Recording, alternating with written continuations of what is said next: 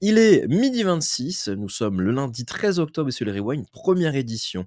Une émission calibrée pour respecter la capacité attentionnelle des parents et des adultes épuisés par le numérique, mais qui se posent quand même des questions, c'est-à-dire une émission de courte durée, voilà, pour que tous ensemble on se mette à jour pour comprendre l'actualité numérique. Mais pourquoi me direz-vous? Ben, pour se mettre à la page, ne pas passer pour un boomer et surtout, faire le lien avec ces êtres étranges et parfois incompréhensibles qu'on appelle le jeune. Bah, pour réussir cette mission, j'ai, fait appel à Johanna McCarthy. La culture numérique des adolescents, c'est son truc. Pendant 5 ans, elle a bossé dans les médias pour les actualiser, eux, sur la jeunesse. Elle aime tellement ça, Johanna, qu'elle en a fait une asso, Genco, qui a pour mission de favoriser le lien intergénérationnel, pardon. Je la soupçonne d'ailleurs, d'avoir accepté ces émissions, quand je lui ai dit mon grand âge. Bonjour Johanna, comment vas-tu? Ça va super, merci beaucoup pour l'invitation. Mais avec grand plaisir. Alors Johanna, dis-nous pour ce, 1er rewind, qu'est-ce que tu nous as préparé? Pour commencer, en effet, petite intro, je pensais vous partager quelques chiffres qui viennent de la dernière étude de l'Arcom. Donc l'Arcom, c'est l'autorité de régulation des médias, dont le numérique. Et du coup, ils sortent régulièrement des études sur les pratiques en ligne et les risques qui y sont liés auprès des adolescents. Du coup, là, je vais vous présenter 3 enseignements qui, moi, m'ont marqué et que je trouvais intéressants, mais je vous invite à aller la lire. On vous enverra le lien par la suite. Mmh. Du coup, premier enseignement, celui-ci, il est là pour poser le cadre. C'est pas une grande surprise, mais c'est un très bon rappel. C'est ce chiffre, 99% des 11-17 ans utilisent ce qu'ils appellent les VLOP, en fait, c'est les plateformes, les grosses plateformes numériques, donc TikTok, YouTube, Snapchat, etc. Donc on est effectivement sur un usage massif des réseaux sociaux auprès des adolescents. Pas forcément une surprise, encore une fois, mais un très bon rappel, parce que les réseaux, c'est plus juste quelque chose qui est anecdotique, qui est sur le côté de la vie quotidienne. C'est vraiment quelque chose qui vient s'ancrer dans le quotidien des adolescents et auquel il faut s'intéresser de près, c'est essentiel. Et si vous êtes ici dans le public, c'est que vous vous y intéressez, donc bravo. Le deuxième enseignement, donc sur la prochaine slide, celui-ci aussi, c'est un beau rappel, encore une fois. Il s'intéresse aux motivations qui font que les jeunes vont utiliser aussi intensément les plateformes sociales. Donc, pareil, pas de surprise, mes premières motivations, c'est le besoin d'appartenance, de créer du lien social avec ses amis, notamment pour poursuivre les échanges qu'on aura eus dans la vraie vie. Deuxième motivation, la recherche de divertissement et d'évasion. On se connecte voilà, pour penser à autre chose, notamment s'amuser, beaucoup de contenu humoristique sur les plateformes. Et enfin, l'accès à l'information. Pour moi, ce qui est très important avec cet enseignement-là, c'est qu'on vient se placer du point de vue des adolescents, essayer de comprendre pourquoi eux, dans leur tête, qu'est-ce qui se passe, qu'est-ce qui fait qu'ils y ont un attachement aussi fort. Et ça, c'est une clé évidente si on veut avoir un dialogue sur le sujet qui fait sens pour eux, en s'ancrant dans leur réalité. Et le troisième enseignement qui m'a intéressée, les chiffres sont un peu complexes. Si vous êtes dans la stat, ça va vous plaire. Mais globalement, ce qu'on apprend dans cette étude, et c'est creusé dans les slides qui vont suivre par la suite, si vous allez l'explorer, c'est que les adolescents, les 11-17 ans, sont très conscients des risques auxquels les réseaux sociaux exposent les mineurs. Donc, ce qu'on voit, c'est qu'ils sont 77% à être conscients de ces risques. Donc, c'est un peu, on a fait la liste de tous les risques, contenu choquant, hyperconnexion, mauvaises rencontres, etc. En revanche, le 37% qu'on voit dans le carré rose en dessous, c'est le nombre d'adolescents qui se sentent concernés par ces risques. Donc, en fait, l'enseignement, tout simplement, c'est de se dire que oui, les ados connaissent les risques qui sont sur les réseaux sociaux, ils en sont conscients. En revanche, ils ne se sentent pas directement concernés. Les risques, c'est pour les autres, c'est pas pour moi.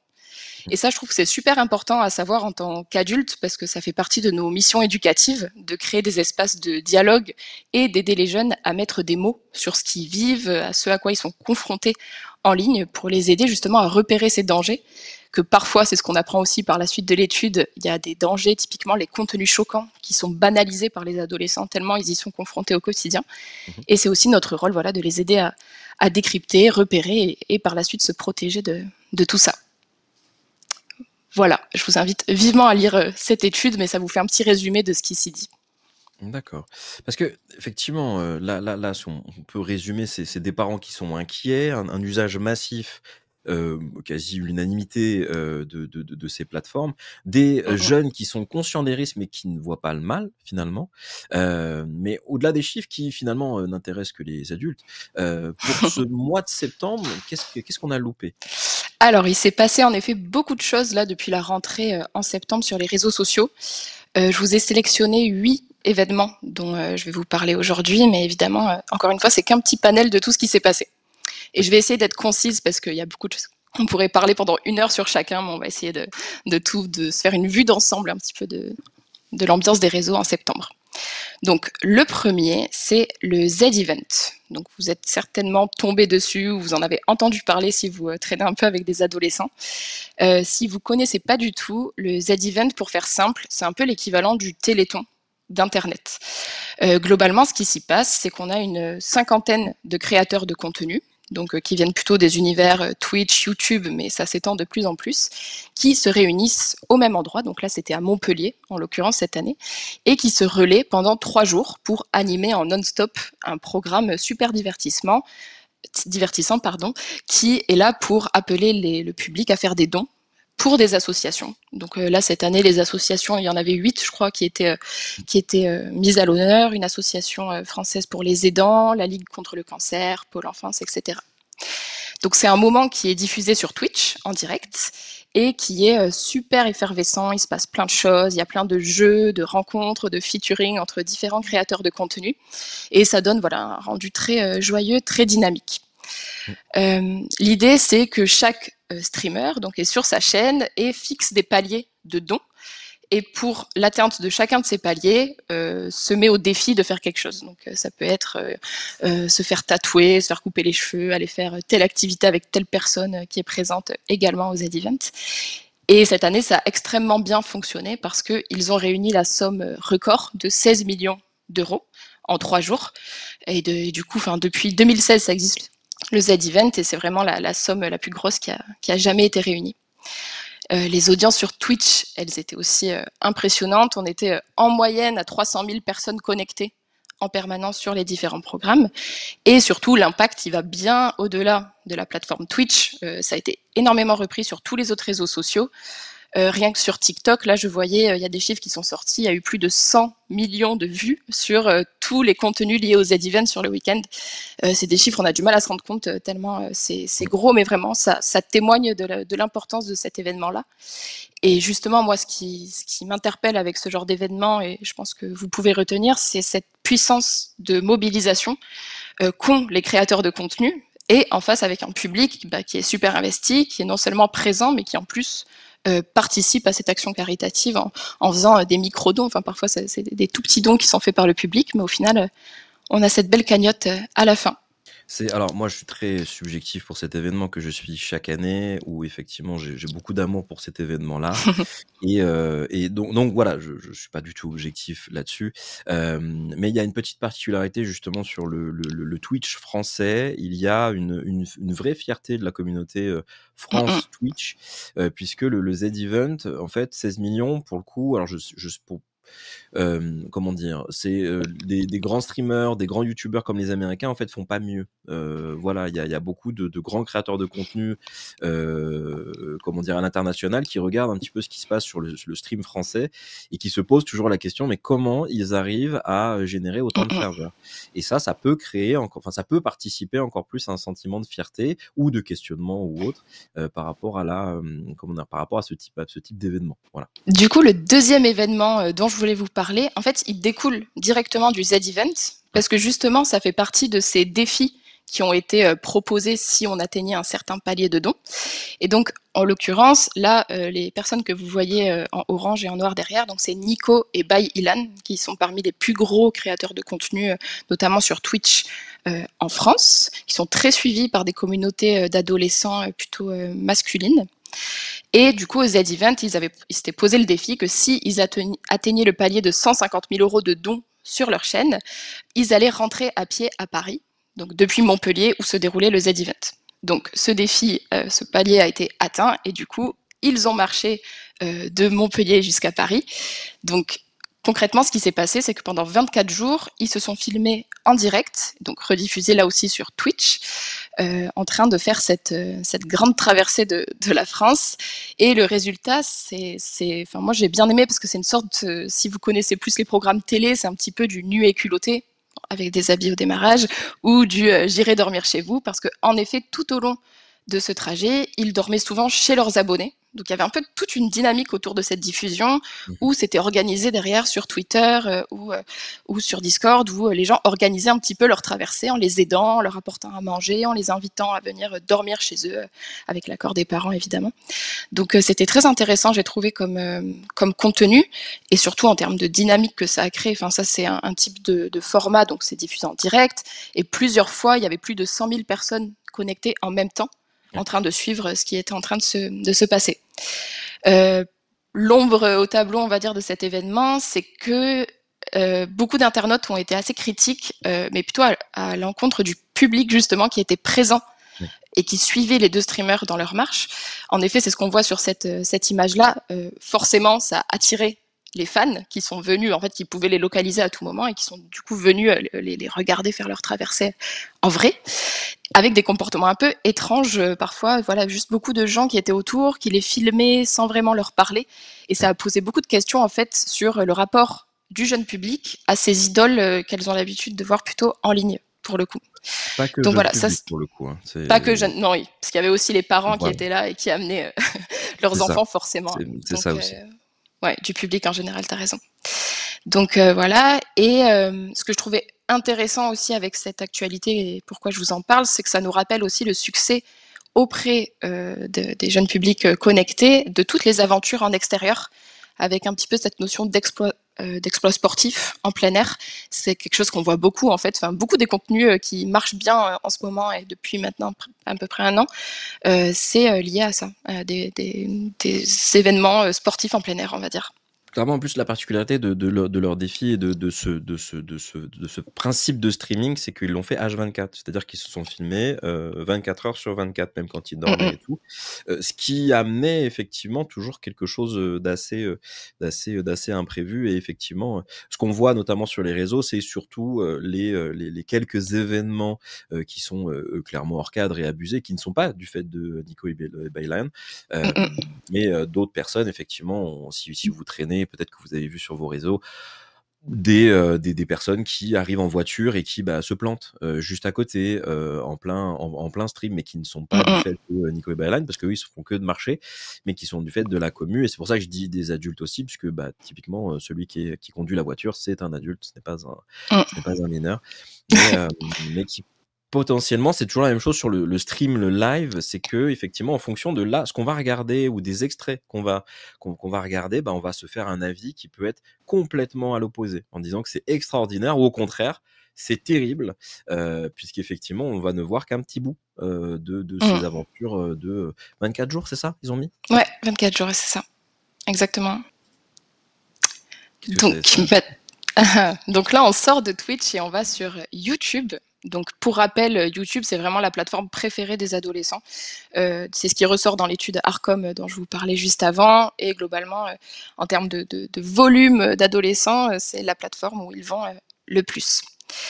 Donc forcément, quand il y a un événement sur YouTube porté par Squeezie, qui est donc le deuxième plus gros YouTuber français, pour vous donner une idée, lui, il a 20 millions d'abonnés rien que sur sa chaîne principale sur YouTube, ce qui est énorme, enfin, ça parle de soi-même. Donc quand Squeezie sort une vidéo et fait une annonce, un gros teasing tout l'été on a eu sur sa nouvelle vidéo de rentrée qui sort en septembre, forcément ça fait beaucoup parler. D'autant plus que sur ce format, donc qui a été beaucoup teasé, beaucoup annoncé, il y avait un casting assez exceptionnel. Enfin, vraiment, il a réuni, là, c'est tous ces gens que vous voyez derrière lui. Donc, c'est Squeezie au milieu, si jamais vous le connaissez pas. Mais derrière, on a vraiment Jill Sia, Mixem, Inoxtag, Magla. Enfin, c'est vraiment les plus grosses stars du moment de YouTube, Twitch, plutôt YouTube. Il les a réunis dans un jeu avec un concept lui aussi impressionnant. Ils étaient donc tous dans un train en mouvement. Et en gros, à chaque wagon du train se déroulait une épreuve où une personne était éliminée à chaque fois, jusqu'à la fin, où une personne remporte le grand jeu, je vous spoil pas si jamais vous la regardez, et peut donner 100 000 euros donc là aussi, on est sur du gros, gros budget, gros chiffre, peut donner 100 000 euros à l'association de son choix. Donc on voit aussi cette notion caritative qui s'immisce un petit peu partout en ce moment dans les gros concepts. Donc voilà, et aussi ce qui a fait beaucoup parler, c'est le budget record qui a été annoncé donc par Squeezie lui-même, qui a dit qu'il avait dépensé plus de 700 000 euros pour ce format-là. Et je trouve que c'est assez significatif. C'est vraiment, bon, on n'en doutait plus, mais clairement l'époque du YouTube un peu bricolé, artisanal, où on se filme dans sa chambre avec l'iPhone, c'est clairement fini. Là, on est sur des budgets qui sont limite plus importants que ce qui se fait à la télévision. Et justement, on rejoint un peu cette logique télé, parce que là, on est sur une vidéo qui dure 1h40. Oui. Qui a été annoncé comme l'événement de la rentrée, enfin voilà un peu cette saisonnalité qu'on pourrait retrouver à la télé aussi finalement. Un gros budget, un gros casting, un meneur de jeu très bien identifié. Enfin voilà, moi ça me faisait un peu penser à Olivier Mine dans Fort Boyard quelque part. Il est là, il anime le truc, c'est très ludique. Enfin voilà, finalement les frontières se floutent un petit peu peut-être entre le divertissement télé et le divertissement YouTube. Même si, bien sûr, on garde tous les codes du YouTube game, on va dire, c'est pas quelque chose qui serait diffusable à la télé non plus tel quel, mais c'est intéressant, je trouve, de noter ce genre d'événement-là, en tout cas en termes de signification dans la production, quoi. C'est vrai qu'il y a quelque chose, comme tu disais, le YouTube game, il a changé. C'est-à-dire que les parents qui, comment dire, moi je suis d'une génération qui a connu YouTube étant jeune.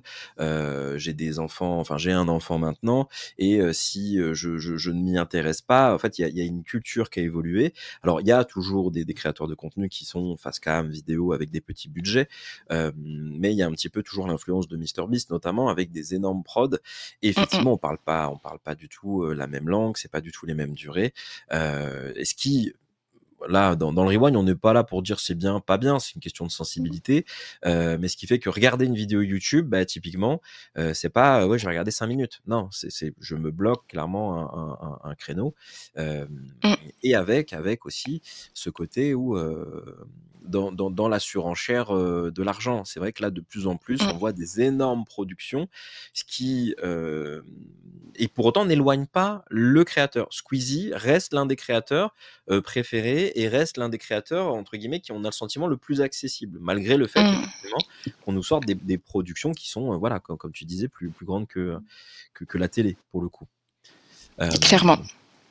Est-ce que, chat, je vais laisser l'image encore 2-3 secondes, mais tous les créateurs là, Johanna disait les créateurs du moment, vous les connaissez tous ou est-ce qu'il y en a certains où vous dites mais c'est qui? Parce que parfois il y a ça, en disant moi je connais mes créateurs, etc. Et tout d'un coup on voit débarquer des gens où on se dit ah oui d'accord il y a une importance et là effectivement on va regarder les chiffres, on se dit oh 3 millions.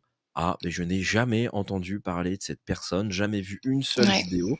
Et c'est ça qui est assez intéressant aussi, je trouve, dans cette actualisation, c'est qu'on a beau s'intéresser soi, comme typiquement, JC, je n'ai jamais de vidéo dans mon feed. Jamais. Je le connais parce que je m'y suis intéressé, mais ça n'apparaît pas dans mon feed. Donc, je trouve ça intéressant, effectivement, de dire effectivement qu'il y a un nombre de créateurs assez incroyable et c'est pas parce qu'on en connaît un ou deux que potentiellement on arrive à se connecter avec les ados parce que potentiellement c'est pas eux qui vont regarder. Ouais, c'est vrai, totalement.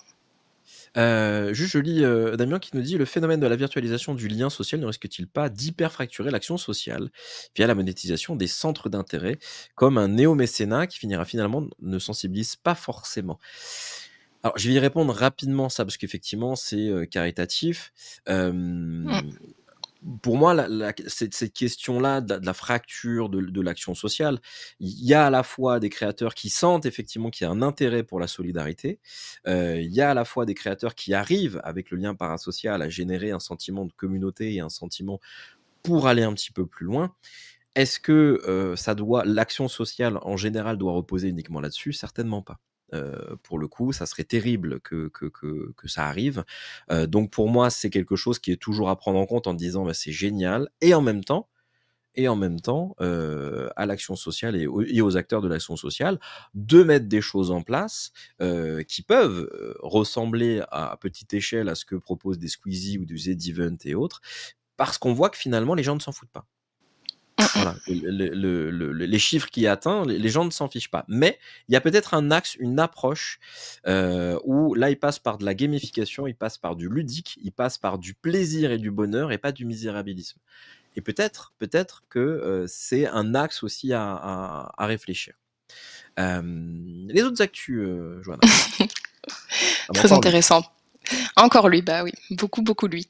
Donc Encore là, on lui. retrouve Squeezie au milieu avec certains des gens qui ont participé au train et bien d'autres. Ça, c'était tout début octobre, vous l'avez peut-être vu passer, c'est le GP Explorer. Donc pareil, encore une fois, un gros événement qui a lieu en physique. C'est là, en fait, on vous parle de culture numérique, mais en fait, on parle beaucoup de choses qui se passent en vrai et en physique. Parce que là, en l'occurrence, c'est un événement donc sur un week-end qui est en fait une course amateur de Formule 4 qui se déroule au circuit du Mans, donc qui est vraiment un haut lieu de Formule 1, Formule 4, où les compétiteurs ne sont pas des professionnels, mais sont des créateurs de contenu, encore une fois, qui sont entraînés plusieurs mois à l'avance par des professionnels pour le coup, et qui viennent s'affronter lors de ce grand événement sur 3 jours qui ressemble plutôt à un festival. Enfin, donc il y a les courses évidemment sur le track, mais autour il y a énormément d'événements, des concerts avec les plus gros artistes du moment. Enfin voilà, c'est un peu l'événement de la rentrée pour le coup. Pour vous donner une idée, il y a 200 000 places sur le circuit. Elles ont été vendues en 1h30, je crois, tout simplement. C'est parti très vite.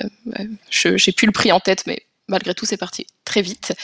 Et pareil, en ligne, ça a été énormément suivi. Pour le coup, moi, dans mon feed, dans le feed des gens que je connais et des jeunes avec qui je traîne, ça a inondé vraiment les réseaux sociaux le premier week-end d'octobre. Ça a fait le record en termes de vues sur le Twitch français. Je crois qu'il y a eu un pic à 1,4 million sur l'événement final. Ce qui est intéressant, c'est que ça a été diffusé en simultané sur France 2. Donc encore une fois, je vous parlais des frontières qui se Ah brouillent ouais. entre télé Bah, et numérique. Là, on est en plein dedans. Et je trouve que c'est un événement qui est intéressant, qui se suit bien en famille pour le coup. Ça, je pense que c'est quelque chose qu'on peut regarder en famille. Enfin, il se passe tellement de choses, c'est intéressant. Et qui fait un peu, qui illustre ces nouveaux événements hybrides, peut-être un peu moins compartimentés que ce qu'on avait à la télé avant, des événements plus hybrides qui mêlent sport, musique, jeux, etc. Où vraiment le maillon commun à tout ça, c'est ces créateurs de contenu qu'on suit un petit peu partout en fait, même dans de la Formule 4 si on ne s'intéresse pas à la Formule 4. Mais mmh. on s'y intéresse, c'est eux qui nous intéressent, leur expérience, qu'on vit un peu à travers eux, je pense. Bah, je trouve effectivement qu'il y a cette notion d'aventure, on le retrouve beaucoup dans ces gros événements-là. Et effectivement, peut-être de vivre à travers son créateur de contenu préféré, ses histoires et autres, ça a traduit quelque chose peut-être de la société, hein. Il y a peut-être aussi une réflexion à mener, là-dessus, sur pourquoi ces événements sont autant suivis, pourquoi ces aventures sont autant suivies. Il y a peut-être des liens à faire avec notre réel, où il y a peut-être un besoin, de s'évader, il y a peut-être un besoin, justement d'explorer et de tester de nouvelles aventures, peut-être. Mm, mm, mm. Les clashs, qu'est-ce que c'est les clashs?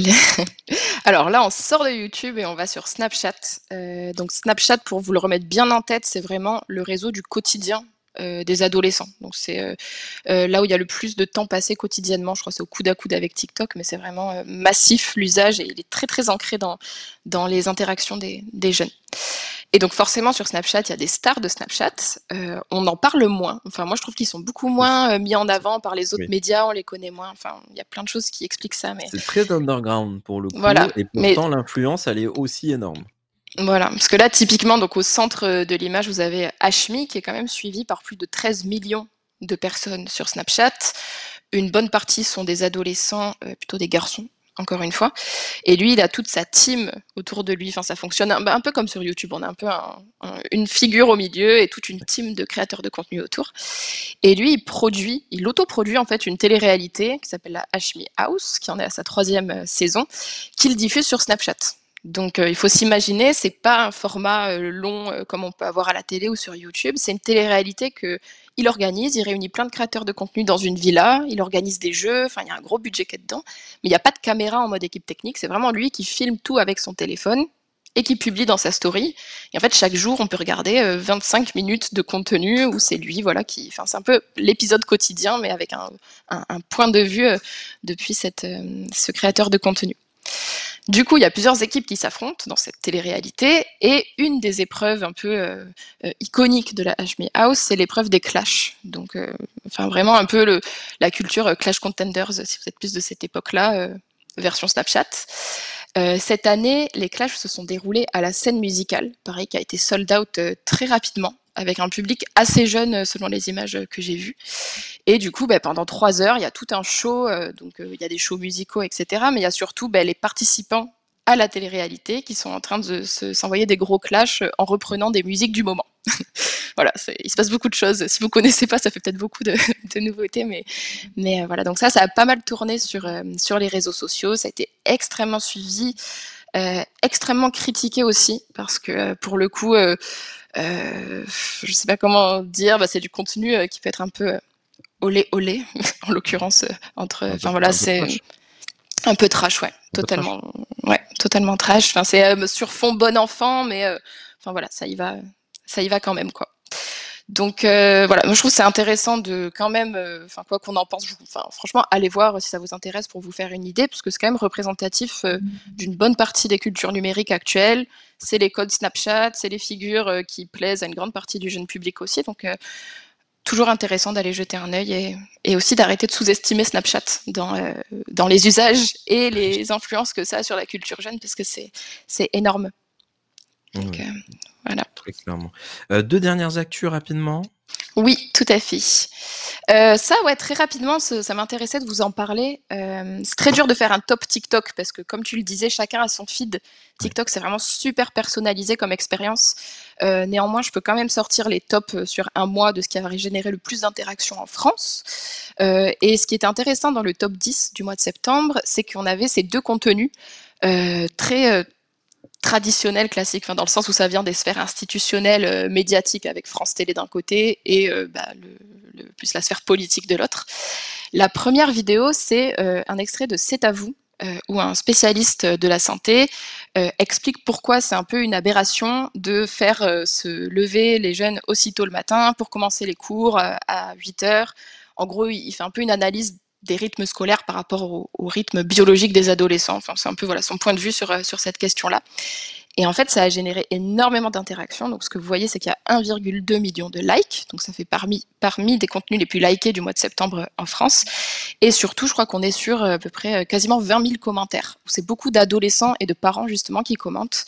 Et voilà, ça ouvre un petit peu un débat autour, finalement, d'un sujet de société qui concerne les jeunes directement, qui viennent s'exprimer sur cette question-là, témoigner, eux, leur quotidien, etc. Donc, très bon rappel de TikTok qui n'est pas que du divertissement, pas que de l'humour, etc. Il y a aussi un peu cette notion d'agora avec des sujets de société qui touchent les jeunes directement et qui vont être beaucoup commentés. Et ça, moi, c'est quelque chose que j'aime bien rappeler, c'est qu'il y a aussi les opinions collectives jeunes se forment aussi sur les réseaux sociaux et notamment sur TikTok. Et deuxième image qui était intéressante, enfin, au moins pour avoir en tête ce phénomène, mais qui est que les politiques forcément ont très bien compris la puissance de frappe de TikTok et vont proposer des contenus qui reprennent les codes des plus jeunes pour leur parler. Et là, en l'occurrence, on a Gabriel Attal qui reprend, il y a eu un peu un clash cet été sur TikTok entre plusieurs influenceurs. Gabriel Attal, dans sa vidéo, reprend tous les codes, donc la canette, la manière de faire l'introduction de la vidéo, pour ensuite adresser ses vœux de bonne rentrée aux adolescents. Et pour le coup, ça a très bien marché parce que on est à 824 000 likes et pareil, je crois qu'il y a 15 000 commentaires et quelques de gens qui réagissent à cette vidéo. Donc voilà, bon à garder en tête que ce genre de contenu circule et que les ados sont aussi confrontés à ces sujets, que ce soit médiatique ou politique. Et donc le sujet est ouvert si vous voulez en parler avec eux. Oui, clairement, c'est pas des univers parallèles, c'est là comment la sphère des réseaux sociaux vient aussi impacter la communication de plein de monde, notamment les politiques. Mm, mm. Et la dernière actu avant le petit point focus pour terminer? Oui, à la dernière actu, donc là, c'était aussi pour parler du cinéma et du film, parce qu'on en a beaucoup entendu parler sur les réseaux sociaux à la rentrée. Le premier, c'est K-pop Demon Hunter, vous l'avez peut-être vu passer, donc ça c'est sorti avant l'été, mais j'en parle parce que c'est toujours dans le top 3 France sur Netflix. Ça a été le meilleur démarrage pour un film d'animation sur Netflix international de tous les temps.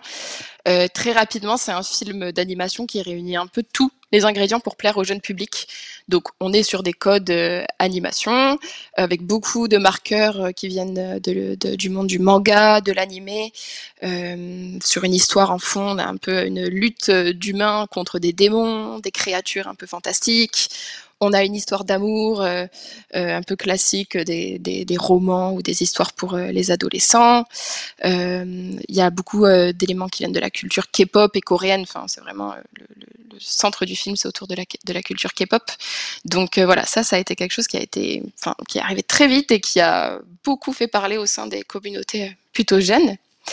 Et la deuxième image, c'est Demon Slayer, donc là, pour le coup, qui est sorti en septembre et qui, pareil, a pété tous les records, tout simplement. C'est le meilleur lancement au cinéma pour un film d'animation de tous les temps, donc devant les Miyazaki, etc. Et un indicateur aussi intéressant, c'est que cette année en France, c'est le film qui a réuni le plus de gens dans les salles au jour de sa sortie. Enfin, il y avait le plus de taux de remplissage des salles le jour de la sortie, donc ce qui exprime bien la puissance de fédération qu'a ce genre de film. Très rapidement, ce film, il s'inscrit à la suite d'une série qui s'appelle Demon Slayer, donc qui est un animé japonais qui a énormément de succès, histoire chasseur de démons qui venge sa famille. Et du coup, ce film, c'est la suite des 4 saisons que le public connaît bien, et donc avec des choses assez nouvelles qui s'y passent. Il y aura un autre film qui va sortir en 2027, donc on peut déjà prédire que ce sera quelque chose.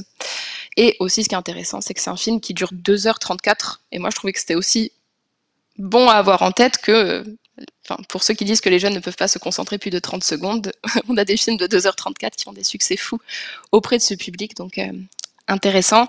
Pour le coup, Demon Slayer, si vous êtes parent, je vous conseille de regarder vous un petit peu avant. C'est un univers qui est assez sombre, assez violent. Il y a des très belles valeurs aussi dedans, d'amitié, de persévérance, etc. Mais c'est des codes un peu durs. Donc, à voir si vous, si vous voulez le regarder avec vos enfants. C'est Voilà. vrai que quand on a préparé l'émission avec Johanna, on a eu un petit échange sur Demon Slayer en disant effectivement violent, pas violent. Et moi, je lui faisais, comment dire, je lui ai dit, bah, moi, je fais partie de la génération Club Dorothée. Donc, autant dire que les animés violents, j'ai été nourri dès le plus jeune âge. On ne se posait pas ces questions-là. Mais effectivement, à chaque parent, à chaque adulte, de regarder et ensuite, effectivement, en fonction de ses propres valeurs et autres, et aussi d'échanges avec leurs enfants, de voir un petit peu de placer où le curseur, parce qu'effectivement Demon Slayer fait partie de ces animés où voilà, tueur de démons, effectivement c'est comment dire, sans être dans du gore, quand il y a une tête à couper, il y a une tête à couper, voilà. Simplement. Donc c'est un point d'échange, un point de discussion à avoir avec ses enfants, je trouve. Petit point de vigilance, ou en tout cas sans être un comment dire, petit focus que je me permets par rapport à tous ces événements. Effectivement, pour reprendre un peu la casquette de travailleur social et de prévention numérique. Point de vigilance, voilà, si vous avez des ados qui ont suivi les événements qui ont été cités, ou qui ont l'habitude de suivre des événements, des aventures YouTube ou des tournois e-sport, des festivals en ligne, voilà. Il y a un moment dont on parle quasiment jamais, mais on a tous ressenti, c'est la gestion de l'après. Quand il s'agit d'éducation numérique, on parle souvent de l'avant, on parle aussi du pendant, voilà, pour savoir comment éviter que son ado, voilà, garde son téléphone pour voir surgir la fameuse tête qui fait peur en pleine nuit lors des lives de Byline et de Nico, parce qu'ils ont fait ça. C'est surprenant quand ça arrive, mais rarement il se passe une fois que tout retombe. Parce que oui, quand ton ado a passé des jours entiers à suivre une aventure, à rire, à commenter, à se sentir dans la team, il y a souvent un petit creux qui suit, une forme de descente émotionnelle. Alors c'est pas un drame, c'est humain, et en fait, c'est même neurobiologique.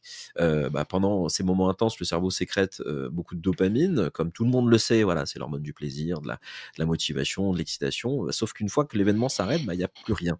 Voilà. Et cette chute crée une sensation de vide, de fatigue, parfois même de tristesse ou d'irritabilité. Alors, certains appellent ça, et attention à l'accent, voilà, le post-event blues. Moi, je préfère le nommer la post-hype émotionnelle. Mais en fait, peu importe le nom, le mécanisme reste le même. Voilà, ton cerveau, en fait, il redescend et il a besoin de temps pour retrouver son équilibre. Alors, chez les ados, ça peut prendre une tournure particulière parce qu'ils vivent des moments avec peut-être je sais pas, une plus grande intensité, mais une intensité qui peut être énorme, avec le phénomène d'identification, le sentiment d'appartenance à un groupe, à une communauté. Alors, quand tout s'arrête, c'est pas juste la fin d'un live, en fait, c'est on peut dire un petit deuil symbolique. Mmh Et c'est mh. là, en fait, que nous, notre rôle d'adulte, de parents, d'éducateurs, de personnes qui les accompagnent, bah, notre rôle est important. Alors, quoi faire, tu me diras, Johanna? Oui, quoi faire? Dis-nous. Ah oui, merci de me poser la question avec autant de spontanéité. Alors, première chose, en parler. C'est bête, hein, mais demandez-leur ce qu'ils ont vécu, pas en mode tu mais vraiment, qu'est-ce que tu as aimé? Qu'est-ce que tu ressens, maintenant que c'est fini? Voilà, en parler, garder le lien, c'est important. 2e chose, expliquer le mécanisme. Voilà, le cerveau a besoin de repos après une période de surstimulation et c'est comme un retour au calme après un concert ou une compétition sportive, par exemple. Ça dédramatise et ça les aide à comprendre qu'en fait, que c'est pas eux qui vont mal, c'est juste leur corps qui a besoin de redescendre. La 3e Mmh chose, mh. c'est accompagner la transition. Proposer de revoir les meilleurs moments, d'en rire ensemble ou même de créer quelque chose à partir de cette expérience, un album photo, une playlist de souvenirs, une phrase à retenir. En fait, c'est une manière en douceur de clore le chapitre sans le nier. Voilà, je pense que le pire, c'est de nier ce que la personne a vécu et de nier l'émotion qui est en train de se jouer.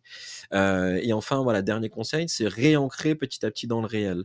Invitez-les voilà, à revoir leurs amis, à sortir, à faire des choses qui stimulent autrement. L'idée, en fait, c'est pas de dire, voilà: «Déconnecte-toi», mais juste rééquilibre-toi en douceur.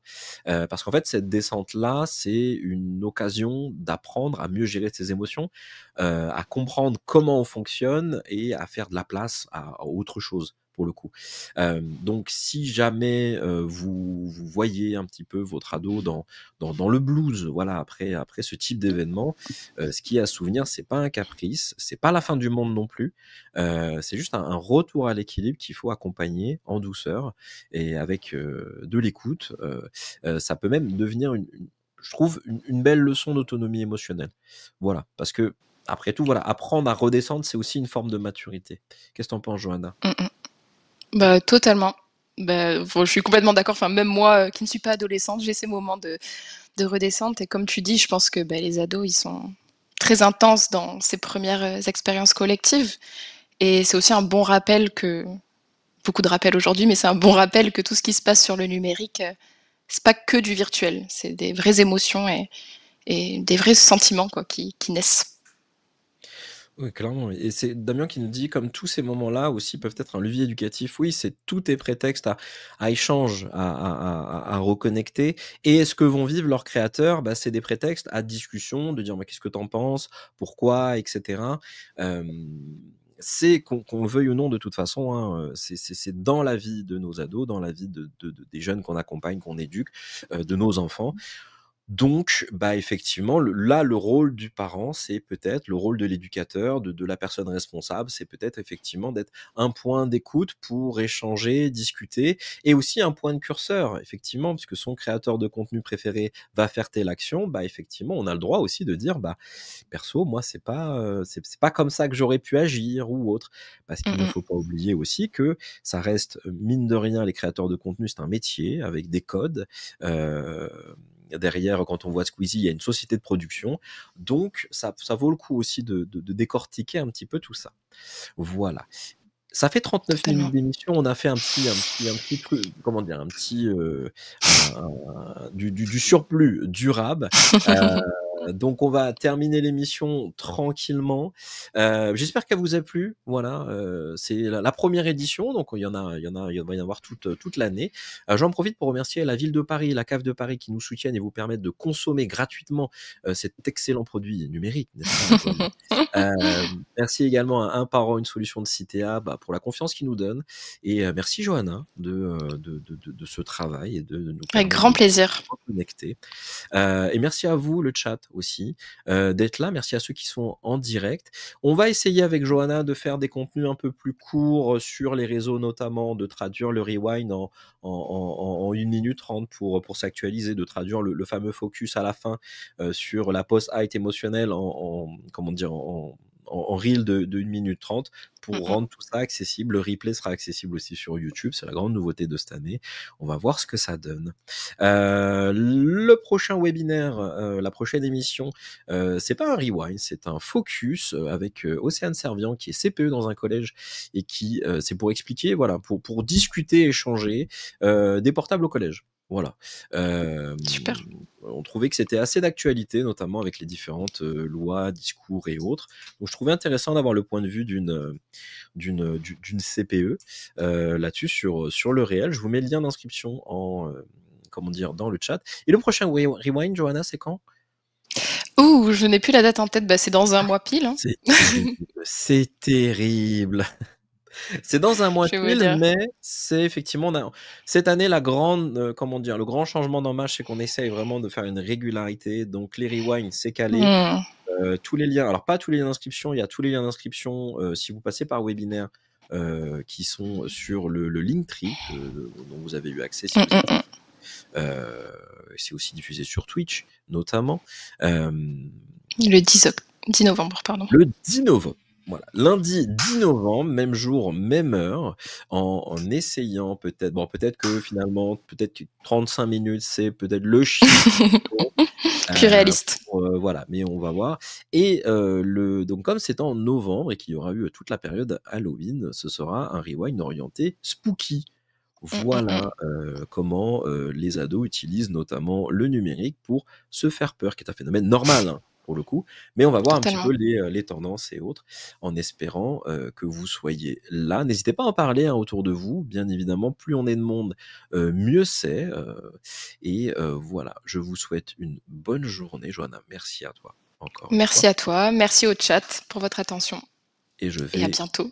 arrêter le stream dans 3, 2, 1. Bonne journée à tous.